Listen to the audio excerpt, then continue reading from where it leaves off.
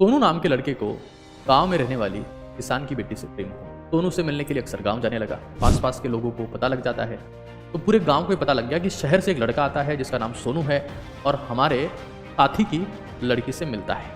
शायद दोनों में कोई प्रेम का चक्कर है। तो किसान ने अपनी बेटी को बुलाया, मैं तुम्हारा विवाह करने को तैयार हूँ, लेकिन मेरी एक शर्त है। अगर वो शर्त को पूरी कर देता है तो मैं शादी करवा दूंगा। अगर नहीं कर पाया ऐसा काम तो इस गांव में कभी मत दिखना, मैं तेरे को मार दूंगा। जब हम आलस करते हैं अपनों के लिए और हम सोचते हैं कि अभी समय है, अपना टाइम आएगा, अपना टाइम कभी नहीं आता है। सोनू नाम का एक लड़का था।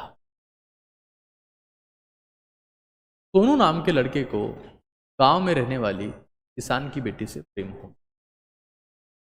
सोनू से मिलने के लिए अक्सर गांव जाने लगा, मिलने लगा, क्योंकि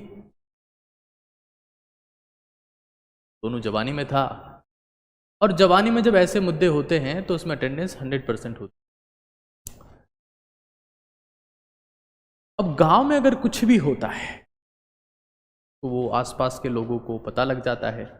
तो पूरे गांव को ये पता लग गया कि शहर से एक लड़का आता है जिसका नाम सोनू है और हमारे साथी की लड़की से मिलता है। शायद दोनों में कोई प्रेम का चक्कर है। किसान को भी बात पता लगी, साथियों ने बताई। तो किसान ने अपनी बेटी को बुलाया और उससे पूछा कि क्या कुछ ऐसा कपड़ा चल रहा है, हमने सुना है कि ऐसी बात है। बोले हाँ पिताजी, बात तो है। तो अगर बात है तो तुमने मुझे क्यों नहीं बताई? बोले पिताजी डर लगा।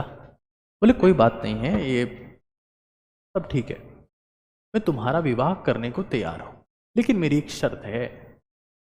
अगर वो शर्त को पूरी कर देता है तो मैं शादी करवा दूंगा, और नहीं कर पाया तो फिर वो अगर इस गांव में दिखा तो मारा जाएगा। तो लड़की भागती हुई गई अपने प्रेमी के पास, उससे मिली अगले दिन और बताया कि देखिए ऐसा है, पिताजी ने बोला है कि वो शादी करने को तैयार हैं, लेकिन शर्त है, तुम्हें कल खेत में बुलाया है।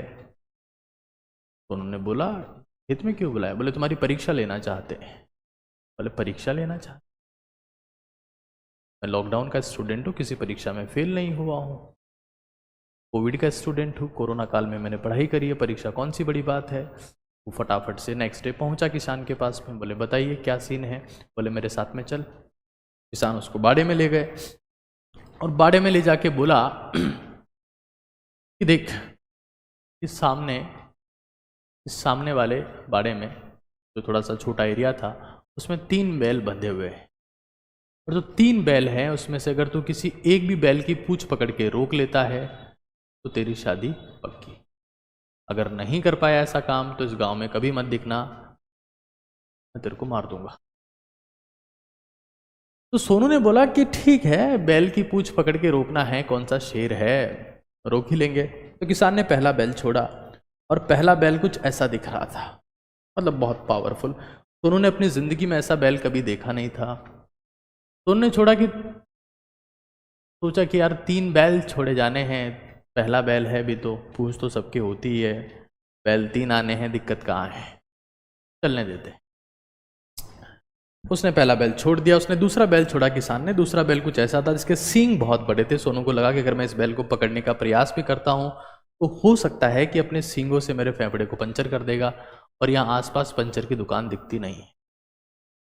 सोनू ने दूसरा बैल भी जाने दिया। अब किसान ने तीसरा बैल छोड़ा। सोनू की धड़कनें बढ़ गई थी और सोनू को लगने लगा था कि अगर मैंने तीसरा बैल की पूंछ भी नहीं पकड़ी तो मैं हार जाऊंगा।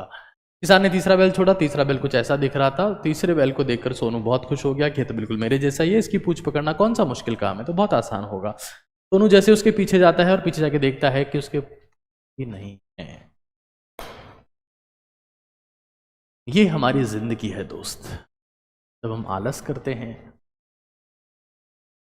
अपनों के लिए और हम सोचते हैं कि अभी समय है, अपना टाइम आएगा, अपना टाइम कभी नहीं आता है।